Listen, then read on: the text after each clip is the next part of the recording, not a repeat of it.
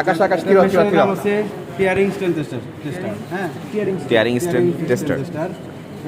এইটাতে টেস্ট করার জন্য আমাদের স্যাম্পল স্পেসিফিকেশন হচ্ছে একটা টেমপ্লেট দেওয়া আছে মেশিন সাথে। ওকে, তো এই টেমপ্লেটের সাইজ অনুযায়ী আমরা স্যাম্পল কাটবো। এই টেমপ্লেটের এইদিকে হচ্ছে 102 মিলিমিটার। 102 মিলিমিটার 102 মিলিমিটার প্রস্থ না দৈর্ঘ্যটা? আচ্ছা, আর এইদিকে লেন্থ, হ্যাঁ এইদিকে হচ্ছে 75 মিলিমিটার। 75 মিলিমিটার, 75 মিলিমিটার, ঠিক আছে। আর এই জায়গাটা হচ্ছে যে 15 মিলিমিটার, এই যে জায়গাটা কাটা হয়ে গেছে 15 মিলিমিটার। আর এইদিকে হচ্ছে 20 মিলিমিটার, 20 মিলিমিটার। আর এই দুই দিকে তো যে 102 অর্ধেক। হ্যাঁ, তো স্যাম্পল ওয়ার্প এবং ওয়েবডেশন অনুযায়ী কাটতে হবে। এটা হচ্ছে দেখেন, এটা যদি ফ্যাব্রিকে যদি সেলভেজ থাকে, এদিকে যদি সেলভেজ থাকে, তাহলে এদিকে যদি স্যাম্পল কাটি তাহলে এইদিকে হচ্ছে 20, এইদিকে হচ্ছে 15। তাহলে এই দিক দিয়ে কাটলে ওয়েবটা স্যাম্পল, এর প্যারালাল হচ্ছে ওয়ার্প, তাই না? এইদিকে যদি ঘুরে কাটি তাহলে হচ্ছে ওয়ার্পের স্যাম্পল, মানে এইটার সাথে প্যারালাল হতে হ্যাঁ হবে, প্যারালাল এই লেখাটার সাথে। হ্যাঁ, তো এইটা ভেবে আমরা স্যাম্পল কাটবো। টিকটক ওয়ার্প ওয়েব দেখে আমরা এই স্যাম্পল কাটছি টেমপ্লেটের সাইজের জন্য। এই দেখেন, এই যে এরকম, ঠিক আছে। তারপরে আমাদের কি কাজ করতে হবে, এখানে আমাদের আবার 20 মিলিমিটার এরিয়া কাটতে হবে। টিয়ারিংয়ের মূল উদ্দেশ্য যে আমরা অনেক ফেব্রিক দেখা যাচ্ছে যে ব্যবহার করতে টানি, এরকম ছেঁড়া থাকে না, ছেঁড়া করে কিন্তু ওটা অনেক জিনিস করা যায়, অনেক ফেব্রিক, ঠিক আছে। আবার কিছু দেখবেন যে ছেঁড়ার পরে একদিন পরে পুরো রাইস ছিঁড়ে গেছে। এই জন্যই এইখানে ছিঁড়ে তারপরে সেটা ছেঁড়ার পরে আবার কতটুকু স্ট্যান্ড আসে এটা টেস্ট করা।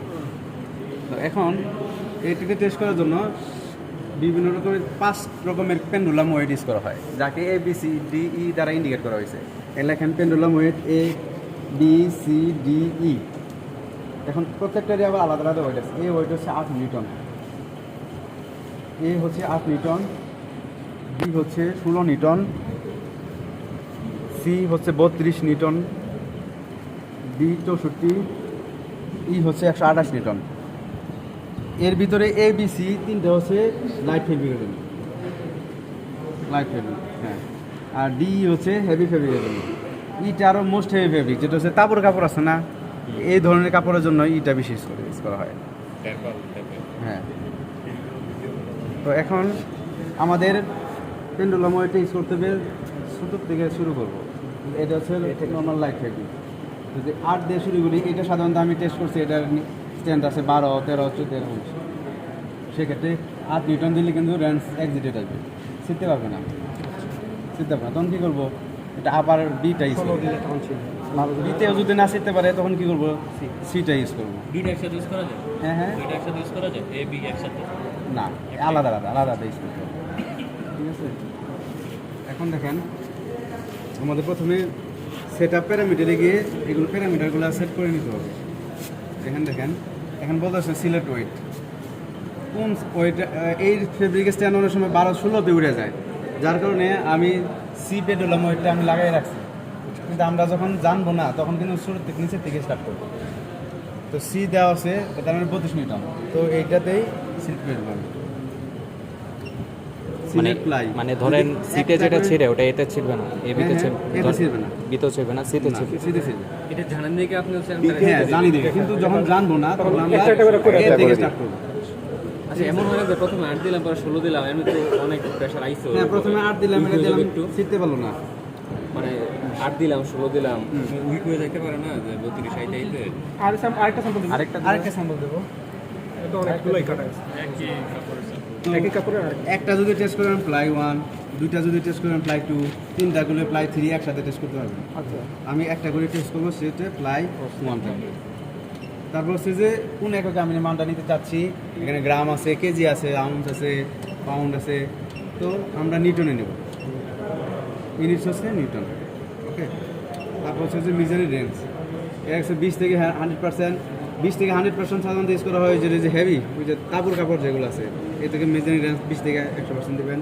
আর যদি নর্মাল লাইট ফেব্রিক হয় তাহলে 20 থেকে 80% দিলে না। এর থেকে আমি কী করি, 80% দেবেন, সব ঠিক আছে। এখানে যা সিলেক্ট করছি এগুলো সব একবারে সব 1 ইউনিট নিউটন রেঞ্জ লিস্টে আসে। এখন আমাদের কাজ হচ্ছে ওয়ার্পির একটা স্যাম্পলটা দেখেন, দুইটা জ আছে, একটা হলো এটা হলো ফিক্স জো, আর এটা হচ্ছে মুভ করে, এটা মুভ করে। এই দুই জোয়ের মধ্যে আমাদের স্যাম্পল লাগাতে হবে। এটা কাটার উদ্দেশ্য কি না, কারণ দেখা যায় যে হেভি ফেব্রিকগুলো আছে, যে এটা যখন স্ট্যান্ড করা হয় তখন এই দিকে চলে যায়, আবার কোনোটা এইদিকে ছেড়ে যায়, তাহলে তো ঠিক হলো না। এটা যেন একই লেভেলের প্যারালেলভাবে যেন এটা ফেব্রিকে ছেড়ে যেন এখানে কাটা হয়। তো আমরা এটার জন্য অবশ্যই প্যারাল থাকে। অনেক সময় লাগানোর সময় দেখা যাচ্ছে এরকম হতে পারে বা এরকম হতে পারে, জি মাঝখানে রাখতে। এটা যে মিডল পয়েন্ট আছে, তাই না? তারপরে হচ্ছে যে 20 মিলিমিটার এটা আমাদের নাইফ দিয়ে কাটতে হবে। এই যে এখানে নাইফ আছে, এটা নাইফের একটা এই দেখেন এই যে নাইফ আসলে এই যে কেটে দিলাম আর এটা ছেড়ে দিলাম। এখন হচ্ছে স্টার্ট টেস্টে যাওয়ার পর এখান থেকে দুটো গ্রিন বাটন আছে। এই দুটো গ্রিন বাটন যখন আমি একটা প্রেস করলে দেখেন কিছু হবে না, দুইটা একসাথে প্রেস করতে হবে। এটা যখন দুটো একসাথে প্রেস করবো, এই যে পেন্ডুলাম ওইটাকে ধরে রাখছে একটা নাটটা তখন ভিতরে চলে যাবে, তখন এটা আনসাপোর্টেড হয়ে যাবে। এখন দেখেন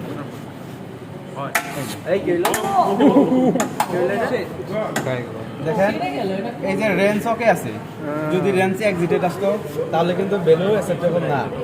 এটা হচ্ছে ওয়ার্পের একটা সিম্বল। মানটা লেখেন 15.29, মানে এইখানে এসে সিট ছিল। জি 15.293 নিউটন রেঞ্জ ওকে। যদি আমি এখন রেঞ্জ ওকে মানে কি? 8 নিউটন মানে 20-80% যে ওয়েট নিছিলি ওয়েট এটা চিনতে পারছে। বা 16 স্কুল রেঞ্জ তখন সিট তো না। মানে হচ্ছে আমি যে ধরেন যে পেন্ডুলামটা ইউজ করছি ওর যে 20 থেকে 80%-এর মধ্যে থাকতে হবে। রেঞ্জে ঝামেলা আছে, তুমি এটা পাড়ায় দেবে। আমাদের রেঞ্জের 1 মিনিট আছে। তারপরে আমার ইউটিউব চ্যানেলে ঢুকছস? আস্তে আস্তে ওয়েবের একটা স্যাম্পল আপনারা এটা সেট করেন, ওয়েবটা স্যাম্পলটা সেট করেন, এগুলো সেট করে জয়েন করে মাঝখানে একদম মিডল পিছু ধরে তো ছোট তুই আগে আমার ইউটিউব চ্যানেল দেখবি, তার সাথে এই বিষয়ে কথা বলবি। নেক্সট টাইম থেকে এগুলো আমি ভিডিও খুবই সেন্সিটিভ, কারণ এটা যদি এটার মধ্যে না থাকে। ওকে ঠিক আছে স্টার্টে প্রেস টু বাটন।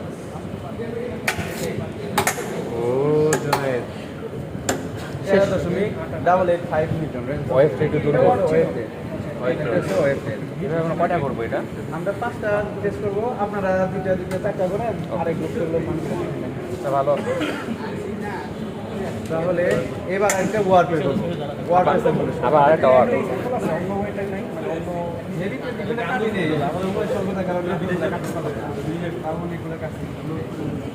একটু কম দেন তো রেঞ্জটা। রেঞ্জ একটু কম দেন, মানে যে হচ্ছে ফিরবে না এরকম দিয়ে দেন। রেঞ্জ তেমন একটা প্রবলেম করবে না এখানে। তাও তো দেখি রেঞ্জের বাইরে হলে কি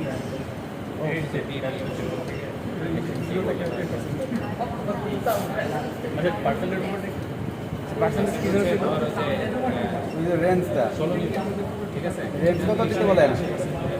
কত দিতে বলেন? কত দিব রেঞ্জ বলেন? মানে ছিড়বে না ওরকম কিছু। না, সিডার সাথে রিলিভেট করবে পেন্ডুলাম ওয়েট। পেন্ডুলাম ওইটা একটু বি দেন। রিটার্ন দেই তাহলে এটা শিখতে পারবেন না ফিল্টারে। পেন্ডুলাম ওইটা তাহলে ওইটা দিতে হবে। বি দেন, পেন্ডুলাম ওইটা। এটা রেঞ্জের কাজটা কি ছিল? এই রেঞ্জের ভিতরে সেটা ছিড়বে। এটা আপনার ফর্মুলার ভিতরে মেশিনের ম্যানুয়ালের ভিতরে রেঞ্জ দেওয়া আছে 20 থেকে 85% এর। এই রেঞ্জের ভিতরে টেস্ট করলে একটা আপনার স্ট্যান্ডার্ড একটা যে আছে যে এসটিএম, এই একটা স্ট্যান্ডার্ড ভ্যালু এটা। তো আমরা এই জন্য ওই 20 থেকে 80%, 80% ইউজ করি। এখন যদি আমি পেন্ডুলাম ওয়েট চেঞ্জ করি, এটাই তো দেখতে পাচ্ছি। এটা কত নিউটন দেওয়া এখানে? 32 লিটার। 32। এখন আমি দিই একটা ইউজ করি, মানে 8 লিটার। এই যে এটা খুলতেছে, দেখেন কি ভাই কেউ ওখানে শো করতেছে? এই যে খুলে ফেললাম। এখন আমাদের কাজ হচ্ছে যে এই ছোট এটা হচ্ছে আচ্ছা আচ্ছা, ছিড়বো না, বুঝতেই ওয়েট আমাদের। আচ্ছা আমি এখানে এ ওয়েট দিয়ে ওখানে ম্যানুয়ালি কি এ সেট ম্যানুয়ালি এখন সেট করব। সেট না করলে তো মেশিনে যেটা এমনি বলে দেবে, মেশিন চলবে না তখন, তাই না? ওইটার সাথে যখন না হবে তখন মেশিন এটা বলে দেবে র্যান্স এক্সিটেড মানে ইরড দেখেন। বললাম ওয়েট বা ইরম এরকম চলে যাবে। আচ্ছা আচ্ছা, এখন আমাদের কি করতে হবে? তাহলে প্যারামিটারে গিয়ে রেঞ্জ আমি দিতে হবে, আর তো কোনো সেন্স নাই, সব ঠিক আছে। রেঞ্জ হচ্ছে 20 থেকে 80। আমি ওয়েটে একটা স্যাম্পল দিচ্ছি। ওয়ার্ড দিবেন ওয়েব ওকে তারপরে ওইটা মনে হয় না শিখবে। আর শিখতে পারলেও দেখেন কি লেখা আছে এই দেখেন শিখছে শিখার পরে দেখেন এখন কি আছে স্টার্ট টু রিটেস্ট হয় নাই টেস্ট হয় নাই আচ্ছা আচ্ছা কারণ পেন্ডুলামে এটা যে ওয়েটের সাথে এর সাথে adjust হবে। এই ওইটা তোমার সিরিজ ফেলতে পারতেছে তাহলে এর কত এর আপনার লেন্সের মধ্যে তো নাই লেন্সের মধ্যে তো নাই পেন্ডুলাম সিলেক্ট করছি তার 20 থেকে 80 পেন্ডুলামের ওয়েট দিয়ে ছিঁড়ে নাকি হ্যাঁ ওই ওয়েটে ছিড়ছে শিখছে কিন্তু ওই যে দেখেন পিএস স্টার্ট টু রিটেস্ট যদিও শিখছে কিন্তু আমাদের রেঞ্জ মেশিন যখন যতক্ষণ না বলবে রেঞ্জ ওকে তখন পর্যন্ত রেঞ্জ আমাদের এটা টেস্ট সিরে লাভ কি কিন্তু আমরা ভ্যালুই তো পেলাম না ঠিক আছে না ওকে ওকে ভ্যালু এবং